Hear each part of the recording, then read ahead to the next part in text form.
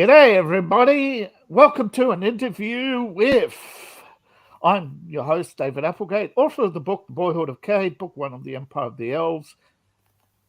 Now, today with me is Ben Berwick, author of the book The Awakening. Well, Ben, introduce yourself to the audience. Hi there. So my name is Ben. I'm from Essex in the UK. I work primarily in retail, and I would call myself a huge fan of Nintendo, sci-fi, Liverpool Football Club, but most importantly of all, I am a very proud husband and father. Sweet. Now, when did you realize you wanted to be a writer? I think ever since I was a teenager, really, I dabbled with writing a few bits and pieces for fiction sites when I was in my 30s. I always believed in the idea that everyone has got one great story in them, and I never stopped trying to get mine out. Now, you're author of The Awakening. Tell us about your book. So The Awakening is my debut story, and I began that in 2019. It's been a long journey through the lockdowns and that kind of thing to turn it into what it is now. It's a story about an alien empire, the Chon-If Empire, a powerful, dogmatic regime that has ruthlessly expanded through conquest and through war. And they end up getting rocked to their very core when they encounter a cunning new enemy. And they are forced to re-examine who they are as a people. But that comes with a price. That's sweet. Now, how did you prepare for writing this book? So largely, I did it by reading other sci-fi stuff and watching sci-fi stuff that I felt would be kind of relevant to the sort of battles and sort of settings that I enjoy. So it was stuff like things like the Honor Harrington series by David Weber, and the sci-fi that I love, the things like sort of Star Trek and Star Wars and that kind of thing. I've read David Weber. I actually have Honor Harrington. And I was quite disappointed when they picked that up for a series and dropped it. Now, I suppose that's one of your inspirations. What are your other inspirations? I try to draw inspiration from people, and that can be real people, historical figures. It can be fictional characters. I draw a lot of inspiration from the words and wisdom of Captain Jean-Luc Picard from Star Trek, and I also find that there are, throughout history, everyone's got a story to tell. Every character, every kind of person can bring something inspiring to life in some way, shape, or form. Yes, that's true. Did you do any research or, actual science, having to look stuff up while you were writing? I did try in some ways to take on board the advice of my publisher in terms of language, because I had this alien race that's the focus of my story. And the idea was to therefore stop using very human terms. Like, for example, rather than using miles or kilometers, it was a case of trying to find something different, something new. So I had to look a little bit into language and ideas around language to make this work a bit better.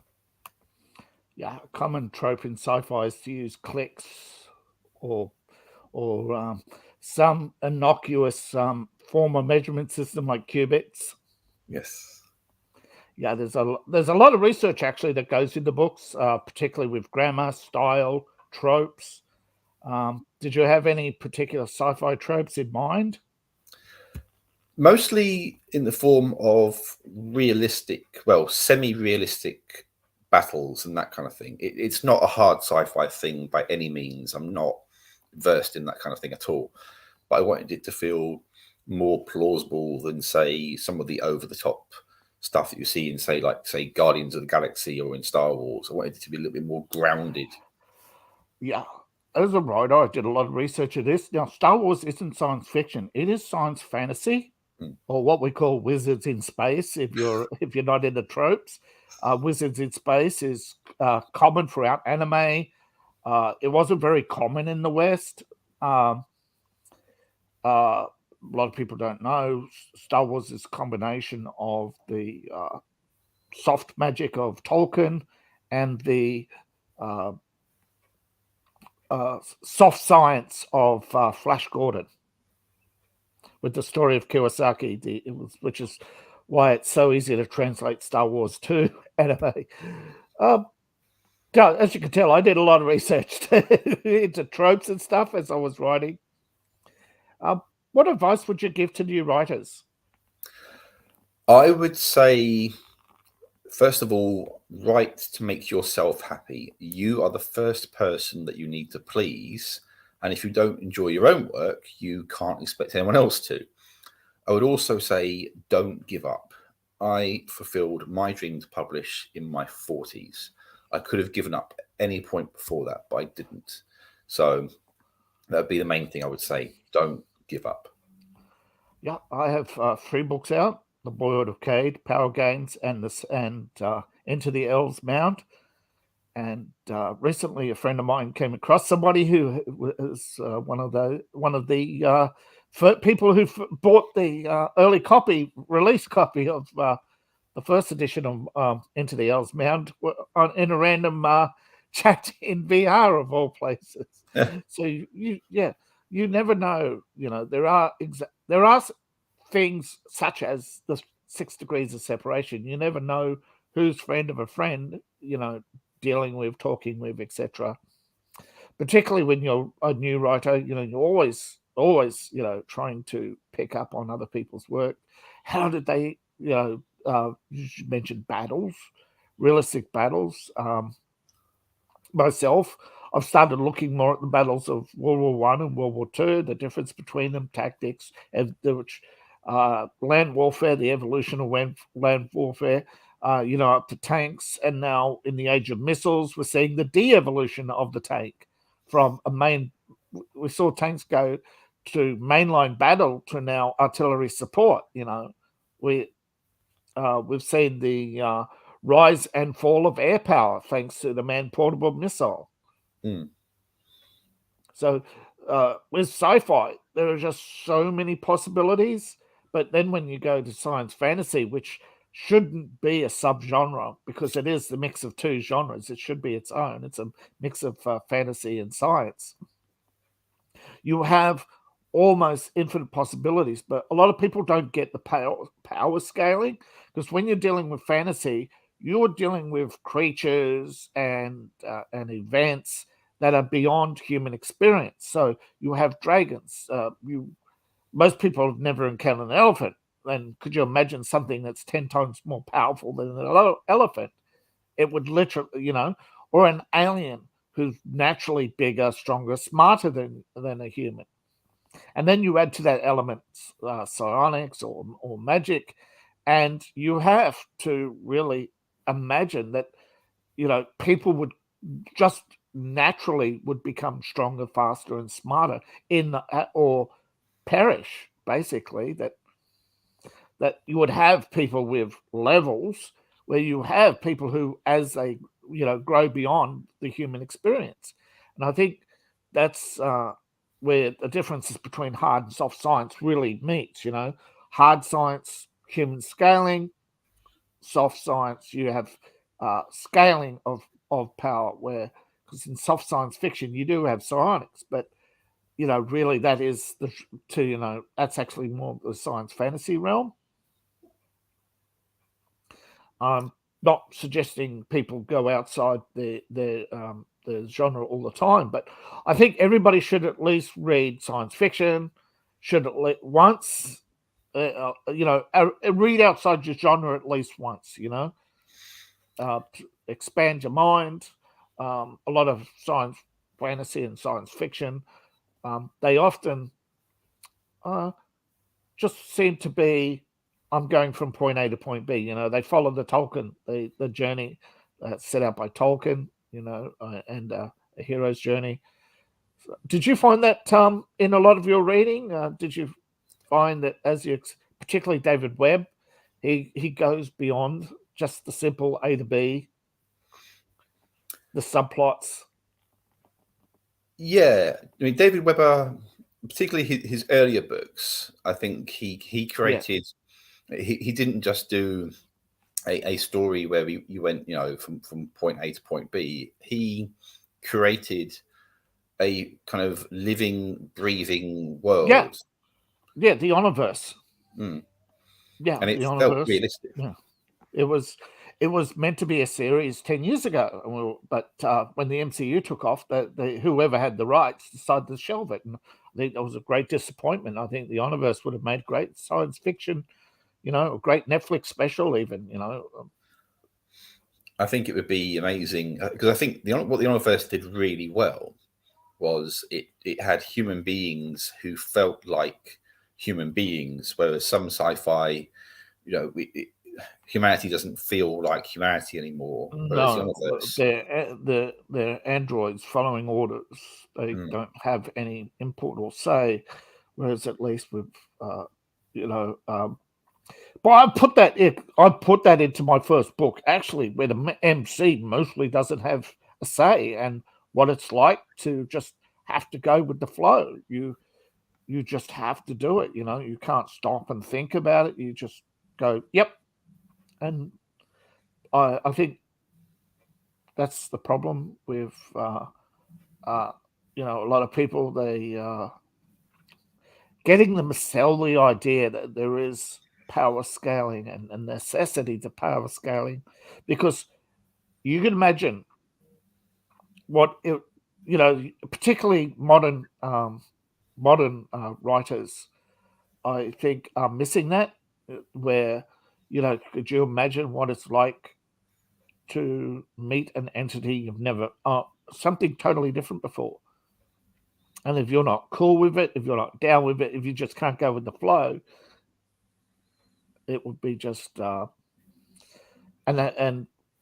in my case, it's go with the flow and just see where it takes you. And I think that it's a different journey to what most people expect. How did you go with the flow of meeting this new alien species? So I think you talked about power, and that's quite an important thing here, because power is one of the most important things to this alien empire where my story is set. Not just in terms of raw, so we say military power, but power over oneself, for example. And they're a very driven, very dogmatic species, this race I've created. And so, the idea to them they can come across anything that's actually more powerful than they are is almost blasphemous to them. It's not just a shock to their system, it's a shock to their entire culture, and they have to overcome that. But different people within this empire have very different ideas about how to overcome this, and that leads to some pretty sharp internal conflict, which will hopefully kind of play upon the message of power, the words of power that we use in society, and how we project power to each other. The very concept of power itself could you have intellectual power, you have technological power, and of course military might. And as we see, sometimes military might is not enough. You can be, you have a tank, yet man with missiles. You increase the armor penetration. You increase the resistance to penetration in your tank. It becomes too heavy to roll on normal ground.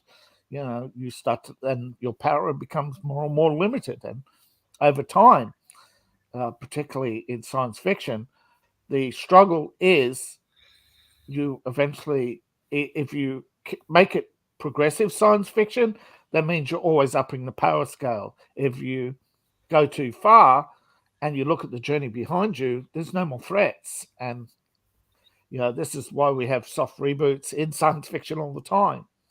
But unfortunately, I think, well, you're only at book 1, aren't you? You are intending a book 2, right?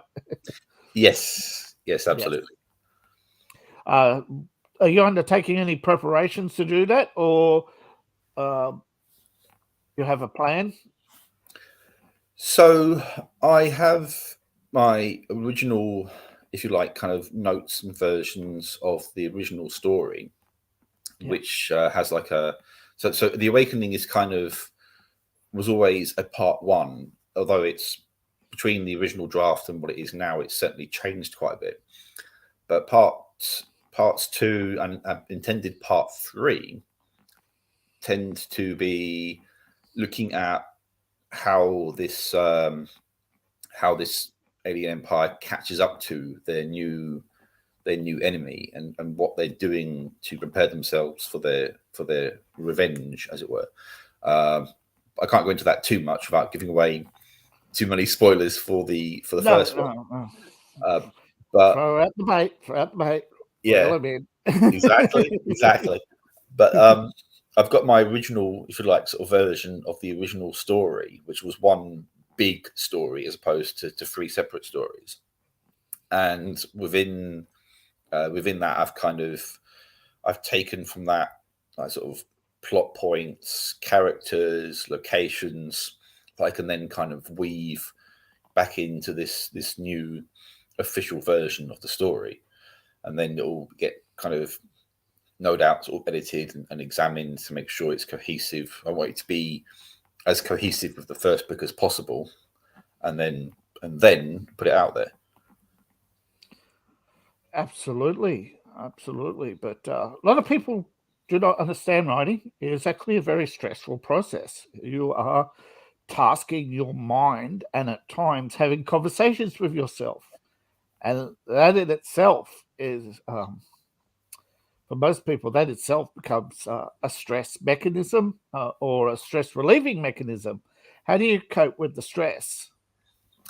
So if I'm stressed about writing, then sometimes I'll write something else, and I'm probably my own worst enemy right now, in that I'm working on a follow-up to The Awakening, but I'm also working on a completely different project, which is nothing to do with sci-fi whatsoever. It's actually I call it a romantic fantasy or romantic supernatural story, and it's completely different to sci-fi. But I'll work on that. Supernatural supernatural should be the category, and under that should be horror, supernatural moments, etc. I've talked to Amazon about this, and they just nod. They don't get it, obviously. But supernatural and although magic is part and fantasy is part of that, book categories totally need to be rearranged, because we now have, as much as the West claims they invented game lit, as they call it now, Japanese isekai goes back hundreds of years. So good luck. Good luck. But isekai is a category now. And supernatural is slowly growing as a category. I think we'll see more supernatural. So you'll have sci-fi, fantasy, supernatural, and all the others, romance, etc., military, will come under those 3. I mean, eventually. They'll just have to eventually wake up and realize that sci-fi, fantasy, and supernatural are the categories, not romance. Romance is a subcategory, or maybe urban. Urban as a category and romance under that. But basically, all the categories today should all, like arts, etc., should all fit under urban, sci-fi, fantasy, and supernatural. I mean, that's just normal. But I guess they wanted big lists at the start so that they didn't have too many menus. It was all designed around computers. Yeah, that's where I started, by the way, in computers. I guess that's how I developed my logic, and as a game designer, that's where I started coming up with stories. But game industry, very cutthroat. People often don't make money. I got a game published a decade ago, didn't didn't last long. Most games don't, you know. It's the same with writing. After a year, you see that after a year or two, you know. I think the best timing for sequels is 2 to 3 years. Although I broke that rule. Had J.R.R. Martin, 7 years and still running. I guess my advice would be, you know, try to stick to the rules of writing. Consistent plot, consistent characters, consistent tropes to your genre, and be multi-genre. Don't pin yourself to a single genre, and you've done that already. It expands your mind. It gives you possibilities. Now, do you have, between work and writing, I guess you have family. Any other hobbies? Anything that contributes to your writing?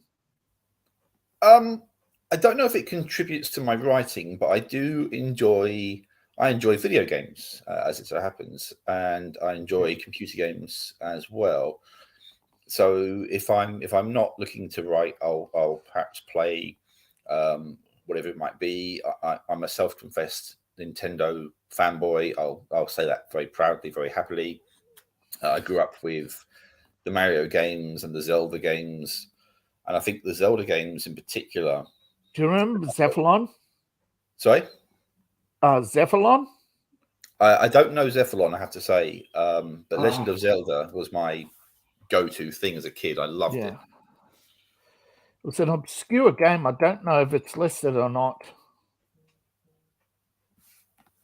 I can't spell it. But yeah, no, I absolutely love most things Nintendo.